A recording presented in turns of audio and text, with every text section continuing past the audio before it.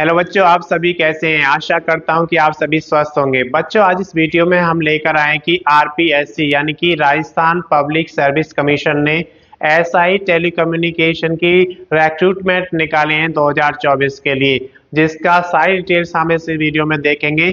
अगर अभी तक आपने चैनल को सब्सक्राइब नहीं किया, सब्सक्राइब करें, वीडियो को लाइक करें एंड शेयर करें और ज़्यादा से ज़्यादा इसको शेयर करें ताकि ये आपका सभी दोस्तों के पास पहुंचे और वो इसका बेनिफिट उठा सकें।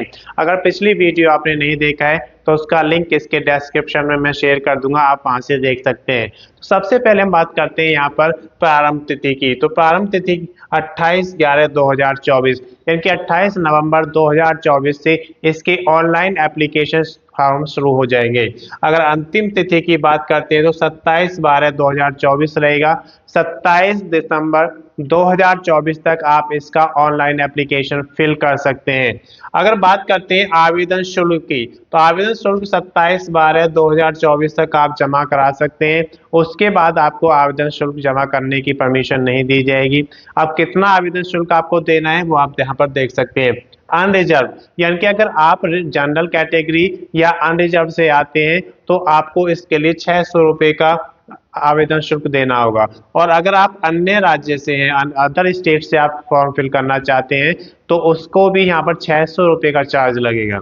अगर आप OBC, BC, SC, ST Rajasthan के अंदर आप रहते हैं और ओबीसी, बीसी, एससी या एसटी में से किसी भी कैटेगरी में आप आते हैं तो आपको यहाँ पर 400 रुपये का चार्ज लगेगा। अब ये एप्लीकेशन फी आप कैसे जमा करेंगे, इसके सारे मेथड्स आपको दिए गए। आप डेबिट कार्ड से कर सकते हैं, अगर आप क्रेडिट कार्ड यूज करते हैं तो क्रेडिट कार्ड से कर सकते हैं, आप नेट बैंकिंग के थ्रू कर सकते हैं, आप ई मित्रा पोर्टल पर जाकर भी इसका कैश जमा करा सकते हैं। तो इसकी तरीके से आप इसका सारे तरीके आपको दिए गए हैं कि किस किस तरीके से आप इसका एप्लीकेशन चार्ज को जमा करा सकते हैं।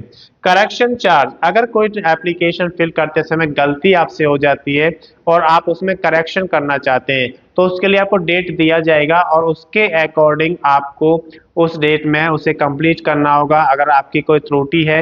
लेकिन उसके लिए अलग से आपको एक चार्ज देना होगा जिसे हम करेक्शन चार्ज कहते हैं। तो 500 रुपये का चार्ज यहाँ पे दिया जाएगा, उस कैंडिडेट को देना होगा जो गलती कर देते हैं और उस गलती को सुधारना चाहते हैं। इसके बाद बात करते हैं हम आयु की।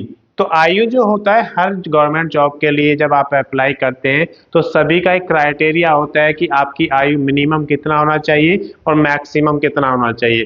तो इसी तरीके से यहाँ पर भी आप देख सकते हैं आयु को 20 वर्ष से 25 वर्ष तक माना गया है, यानी कि आपकी कम से कम जो आयु है 20 वर्ष होनी चाहिए और ज्यादा से ज्यादा 25 वर्ष होनी चाहिए। अगर 20 वर्ष से कम है तो आप इसके लिए एलिजिबल नहीं होंगे और अगर 25 वर्ष से ज्यादा आपकी आयु है तब भी आप इसके लिए एलिजिबल नहीं है। और ये आयु जो है आपकी 1 जनवरी 2025 को होनी चाहिए, यानी कि 1 जनवरी 2025 को मिनिमम जो है कम से कम आयु 20 वर्ष होनी चाहिए और ज्यादा से ज्यादा 25 वर्ष होनी चाहिए। अगर आपको आयु में छूट लेना, आप रिजर्व कैटेगरी में आते हैं तो वहां पर आयु में छूट दी जाती है। तो जो छूट दी जाएगी वो राजस्थान पब्लिक सर्विस कमीशन के जो एडवर्टाइजमेंट नंबर 20/24/2025 है, जो इस भर्ती के लिए नोटिफाई किया गया है, उसके अकॉर्डिंग जो आपको छूट दी जाएगी वो छूट आपको मिलेगी। उसके बाद आप यहाँ पर देख सकते हैं कि कुल पदों की संख्या कितना है।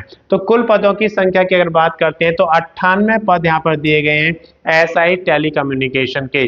तो ये जो सारी वैकेंसीज हैं टेलीकम्युनिकेशन के लिए, ये हम टेलीकॉम भी कहते हैं। तो टेलीकॉम की कुल 98 वैकेंसीज यहाँ पे दी गई हैं।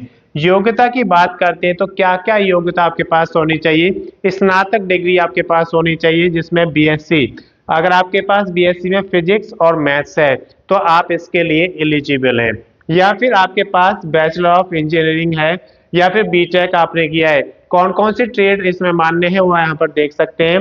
टेलीकम्युनिकेशन में आपने किया है या फिर आपने इलेक्ट्रॉनिक्स में किया है या इलेक्ट्रिकल में किया है। अगर ये 3 ब्रांच आपके पास बीई या बीटेक में है तो आप इसके लिए एलिजिबल हैं।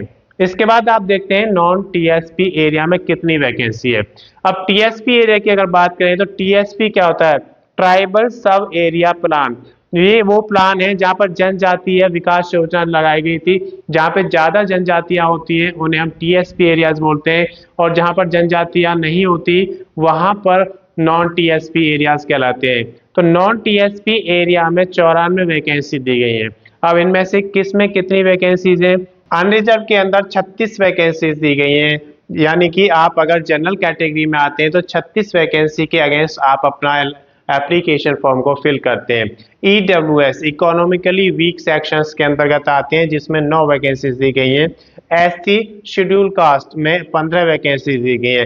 तो जो आपका नॉन टीएसपी एरिया है उसमें 94 वैकेंसी को इस तरीके से यहाँ पर अलग अलग डिवाइड किया गया है।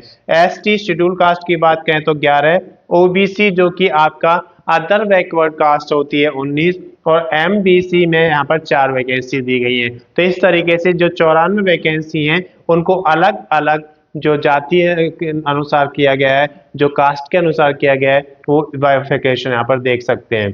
टीएसपी एरिया जहाँ पर बहुत ज़्यादा जनजाति रहते हैं उस एरिया को हम टीएसपी एरिया कहते हैं। तो वहाँ पर 4 वैकेंसी निकाली गई है। तो अनरिजर्व के 3 वैकेंसी होते हैं और एसटी के लिए यहाँ पर 1 वैकेंसी दी गई है। अगर आप टीएसपी एरिया में रहते हैं तो आप नॉन टीएसपी के लिए नहीं डाल सकते, और अगर आप नॉन टीएसपी में रहते हैं तो आप टीएसपी एरिया के लिए नहीं डाल सकते। ये इसमें इंट्रोडक्शन में दिया गया है। इसके बाद बात करते हैं डॉक्यूमेंट्स की। तो जब आप कोई एप्लीकेशन फॉर्म फिल करते हैं तो उसके लिए कुछ डॉक्यूमेंट्स आपके पास होने चाहिए। उन सभी की स्कैन कॉपी आपके पास होनी चाहिए। कौन कौन से डॉक्यूमेंट्स होते हैं? एलिजिबिलिटी का मतलब क्या था कि योग्यता क्या मांगेगी आपसे। यहाँ पर बीएससी आपके पास फिजिक्स या मैथ्स के साथ होनी चाहिए, या फिर बीई और बीटेक की डिग्री आपके पास होनी चाहिए।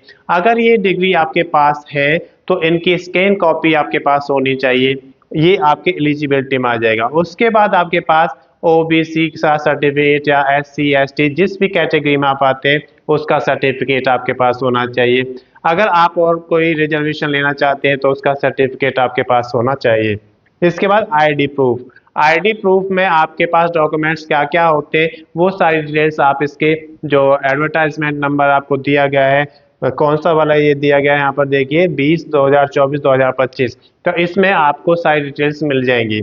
तो इसके बाद देखिए एड्रेस प्रूफ का भी आपके पास एक स्कैन कॉपी होना चाहिए, और एक सिग्नेचर जो आपका होता है वो भी आपका होना चाहिए। फोटो कॉपी भी होनी चाहिए। सबकी स्कैन कराकर आपके पास स्कैनर से स्कैन कराइए, और फोटो जो है आपका वो भी स्कैन करके होना चाहिए। तो ये सारे डॉक्यूमेंट्स आपके पास हैं, तब आप एप्लीकेशन फिल करने के लिए जाइए।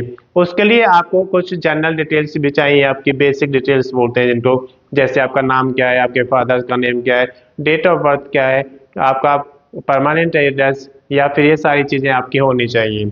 इसके बाद हम बात करते हैं कि ये जब डिटेल्स आपके पास हो जाएंगी तो आप इनको एप्लीकेशन फॉर्म फिल करेंगे। बेसिक डिटेल्स के बाद आप अपलोड कर देते हैं अपने जो भी डॉक्यूमेंट्स हैं सभी को।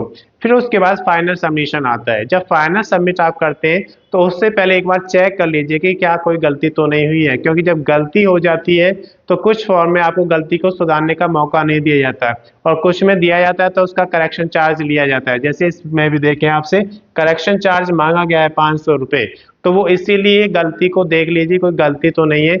और जब आप फाइनल सबमिशन वहाँ पर कर देते हैं तो उसके बाद उसका प्रिंट आउट ले लीजिए। तो जब आप प्रिंट आउट ले लेंगे तो आपके पास एक प्रूफ रहेगा कि आपने उसमें क्या क्या फिल किया है। मैं समझता हूँ कि ये सारी जानकारी आपके लिए पर्याप्त है।